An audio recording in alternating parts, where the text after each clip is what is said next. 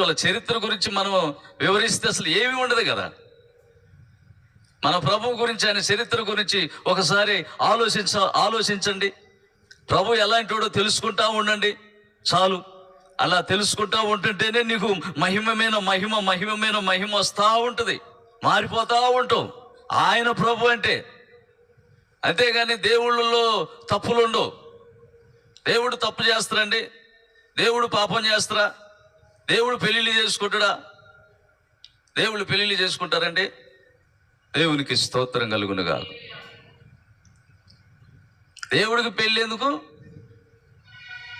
దేవుడికి ఆగిపోతే పెళ్ళి. దేవునికి పెళ్ళి ఉండదు. దేవునికి మహిమ కలుగునుగాక. ఆయన పరిశుద్ధుడు, పరిశుద్ధులకి పరిశుద్ధుడు. ఆయన ఎప్పుడు ఎల్లకాలం, యుగాలు, ఆయన సర్వకాలం ఆయన పరలోకంలో ఉండేటటువంటి దేవుడు. యుగములు